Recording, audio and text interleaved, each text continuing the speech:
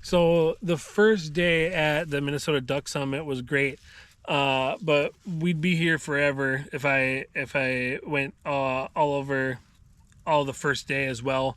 There were great presentations by multiple hunters, agency folks, non-government NGOs, which are like Delta Waterfowl, Pheasants Forever, and groups that spoke on Lake Christina, Swan Lake, and Marsh Lake. The were the main topics, as well as work across all of western Minnesota, the Prairie Pothole region. Lots of great perspective with each of those areas, highlighting partnerships and everything. But I encourage you, if you live near one of those, go check out that portion of the video. There's some. The great part was they had hunters, agency people, scientists. All of it. Each one of those places had a couple of those people that spoke at it. So I think that was really a special thing. They talked about Lake Christina, which is kind of right on the edge of Otter Tail County where I live. Used to be an absolute duck magnet, a canvasback mecca. People would come from miles around to see it. And they've had their water quality problems, and so they go through all the history of the lakes, and it was really cool to see all the old photos and all the old survey documents that they used and stuff, and it was really cool to see. I have a lot of respect for these groups that were so active, these lake associations, hunting groups, and so that first day is full of that. If you're interested in that, go give it a watch. I'm going to kind of skim over that for right now, though. First speaker we heard was John Kavanaugh, Minnesota DNR Wetland Program.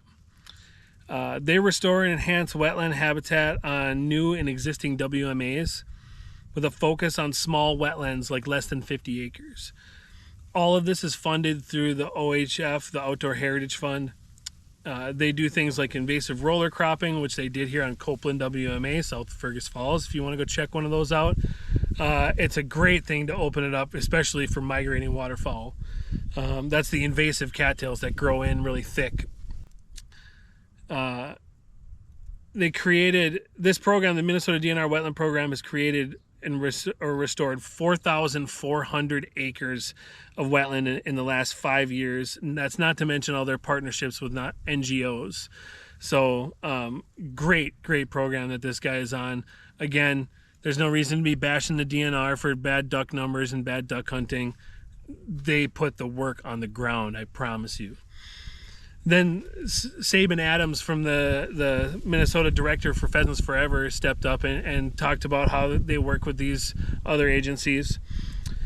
He talked about how they focus their efforts on the prairie plan core areas and in the priority pheasant habitat areas. And all of that work really benefits ducks, because what does Pheasants Forever do? They buy a property, they restore the wetlands, because pheasants need wetland areas too, and it really benefits everything. It benefits hunters, it benefits waterfowl, it benefits shorebirds, it benefits deer, everything. Pheasants Forever's work creates and restores wetlands acres by diking, removing tile, planting grasses.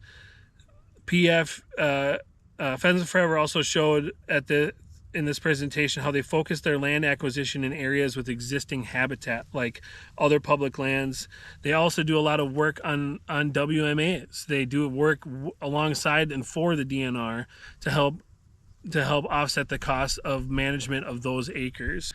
Pheasants Forever's work with its partners is vital. I'm going to keep saying that word a lot today, partnerships, through the Outdoor Heritage Fund, the North American Wetland Conservation Association, NACA, with DNR, U.S. Fish and Wildlife Service, other groups like Ducks Unlimited, etc. I have a great interview I did with Saban Adams, which I'll be uploading separately later. Then Dave Traba, the Minnesota DNR Wildlife Section Manager, came up to speak. He told us about the past years around in western Minnesota and how the geese numbers in western Minnesota are just as good as they ever have been. However, the ducks are going in the other way. He said ducks aren't staying in his area very long, just like they are up here. and they're arriving a lot later. A quote that he said by Richard Dorr: "The only way to save wetlands was to acquire them." It's a quote by Richard Dorr. There's somebody to look up if you don't know who that is. While Aldo Leopold was creating a land ethic in Wisconsin about the same time, Richard Dorr was creating a wetland ethic in Minnesota. He was vital to passing such laws as such things as the Lessard-Sams Council, the Outdoor Heritage Fund, and many other things. The 2006, Dave Traube also spoke on, in 2006, there were duck rallies at the state capitol. I actually got to go to one of those with my friend Nate and his dad. His dad took us. I was like a senior in high school, but I remember all those duck hunters on the steps of the Capitol. That led to the passing of the Clean Water, Land, and Legacy Amendment, which has been vital in the state for keeping money and tax money flowing into the outdoors and natural resources. There's currently 1.4 million acres in the wildlife management area system, according to the DNR. And this year, 2026, is the 75th anniversary of the WMA system. So again, they're asking people to adopt a WMA. I'm going to try and do that to one of the ones nearby. Contact your local wildlife manager with the DNR if you're willing to go and do some small projects to help out on WMAs. Dave Traube ended by saying this: "Let's work together with urgency. Let's look forward to the journey ahead." And I'm right there with you. Well said. That was a great talk by Dave Traube. Then Will Meeks from the U.S. He is the regional director for the U.S. Fish and Wildlife Midwest region. Came in and basically talked about how he got to his job now and kind of introduced himself. He didn't have a lot of slides to go through, but he's worked every job in the system and covers essentially the entire prairie pothole region for the Fish and Wildlife Service. He's a big say in what happens with management in the prairie pothole wetlands, and I believe he's out of Bismarck, North Dakota.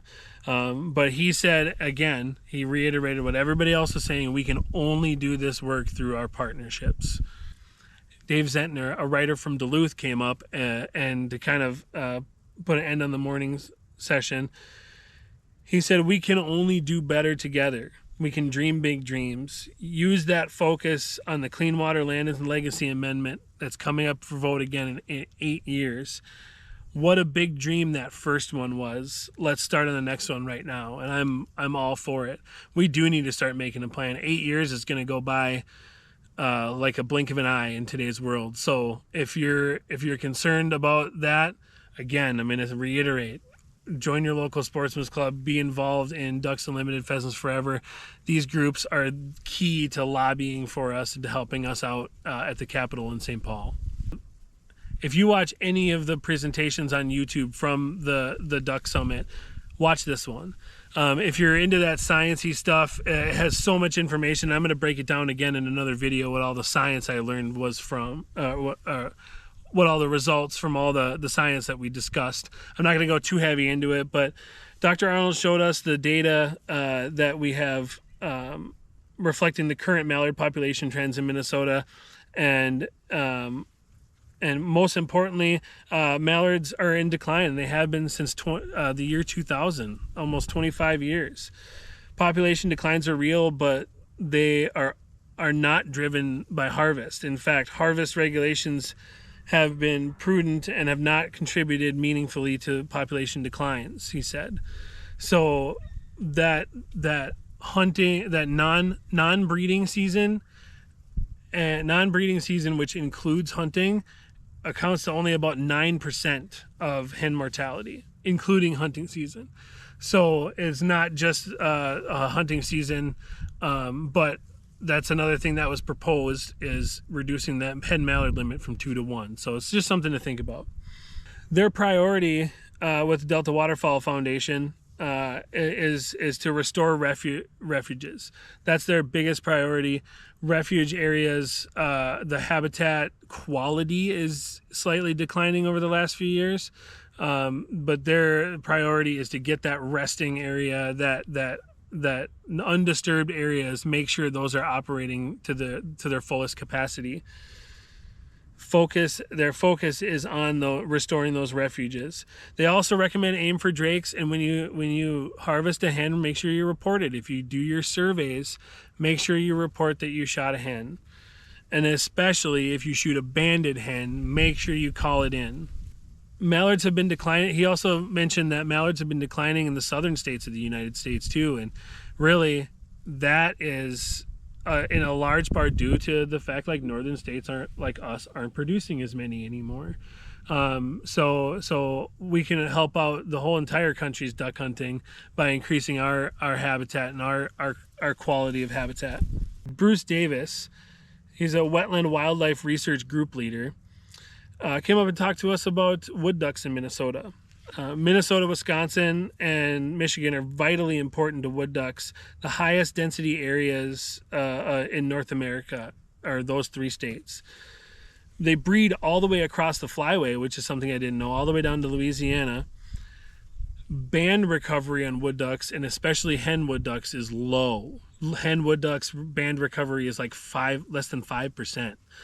So again, if you get lucky enough to harvest a duck with a band on it, please make sure you call it in.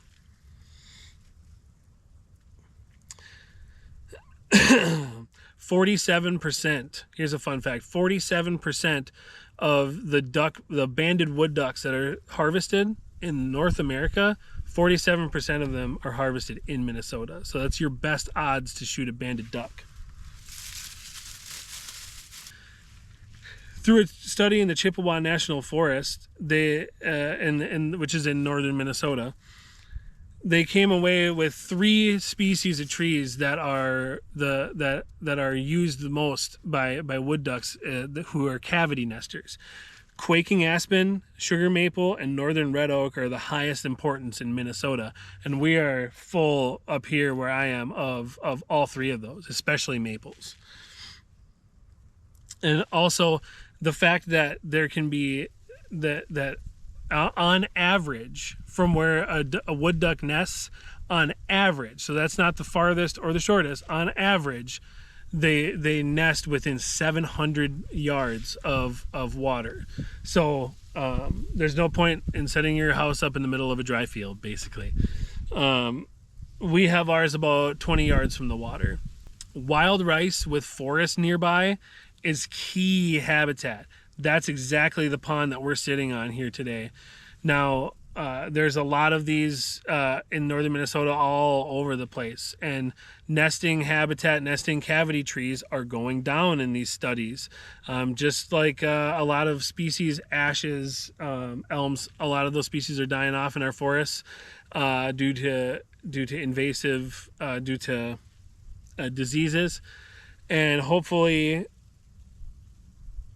by setting out wood duck houses and supplementing those cavities, we can start to reverse that trend.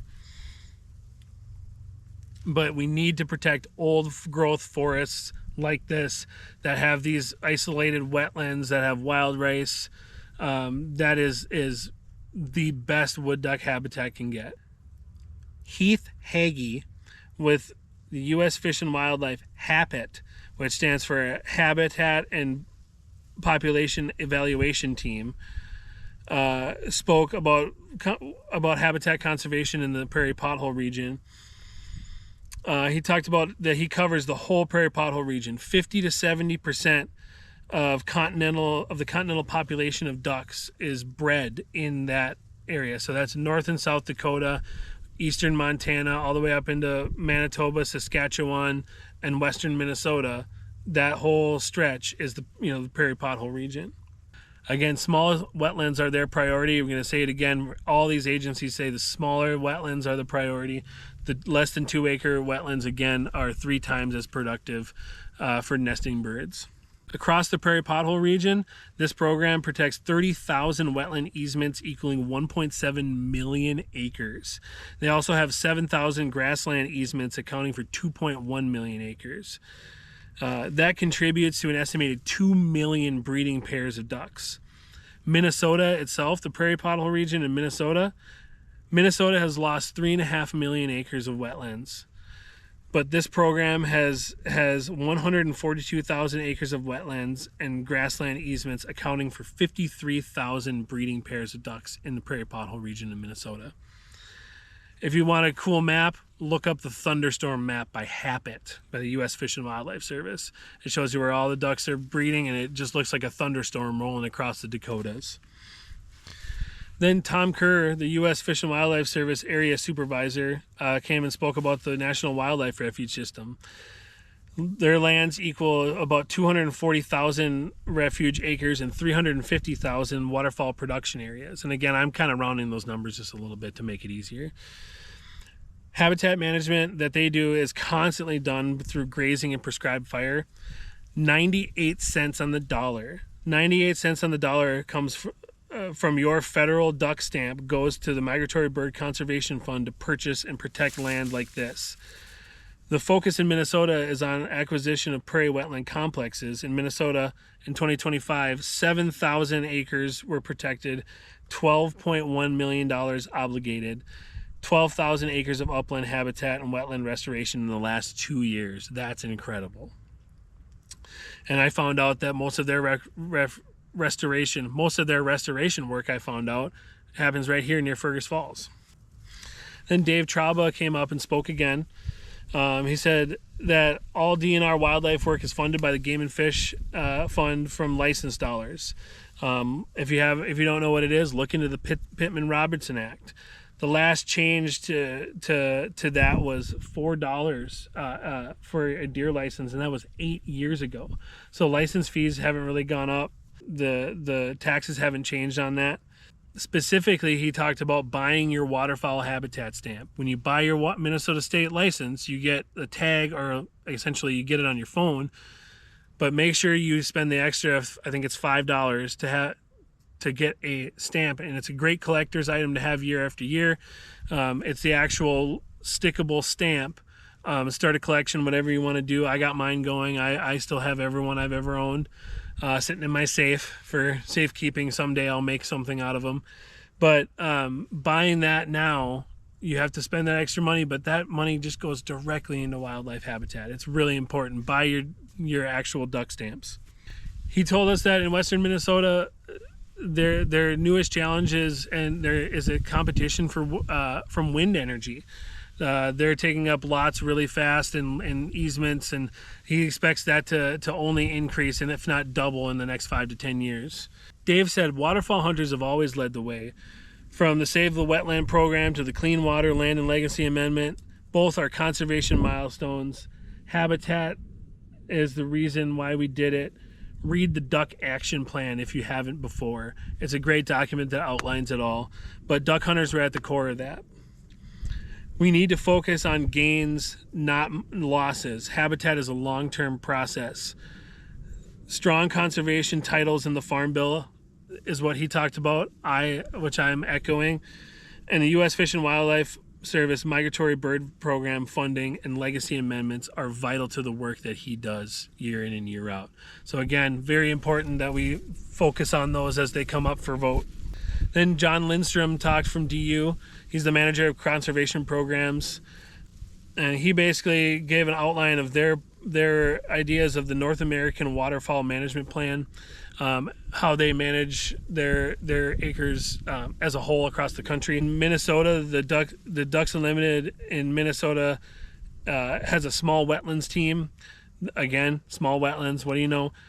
Focus on highly productive wetlands less than 10 acres on high priority WPAs. So their program goes on, just like Pheasants Forever, onto these public lands and makes habitat enhancements happen. The Outdoor Heritage Fund has contributed to 8,500 acres of public land acquisitions through DU, and it's been a game changer.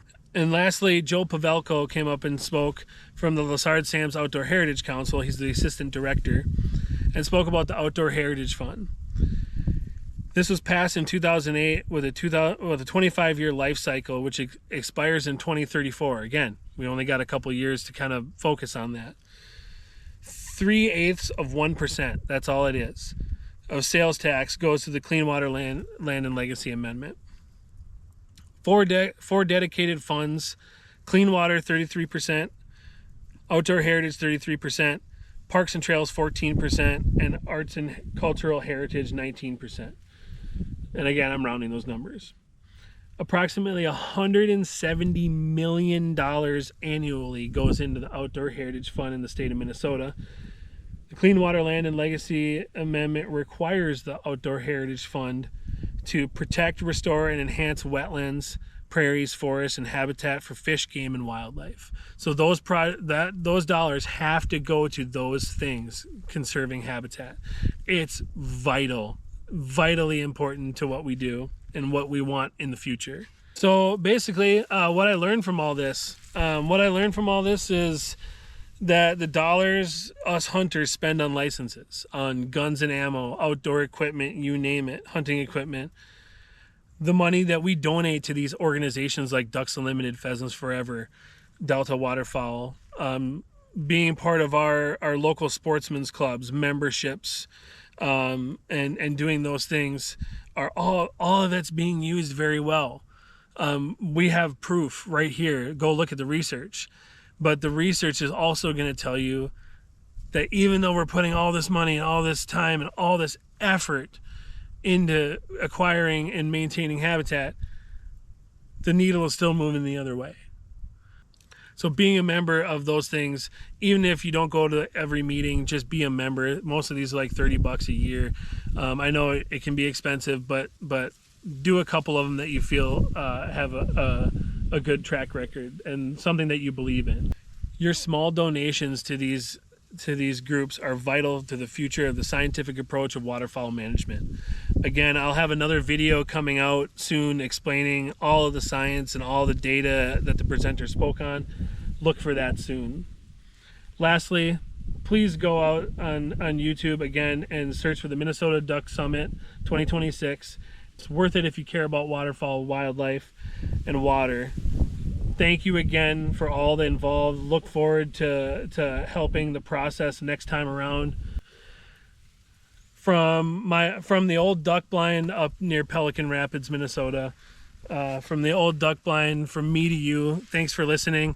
If you want, like and subscribe to my channel. I have a lot more content like this coming out. I'm going to be going to the Minnesota Angler Summit here coming up in April as well. And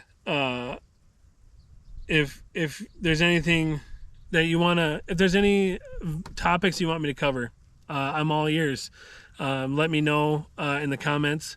And I hope your spring is full of activities. Get out on a beautiful 70-degree day and set some wood duck houses out. Well, that's it for me here in the duck blind. Good luck out there. We'll see you out there. And remember, conservation is part of the tradition. Pass it on.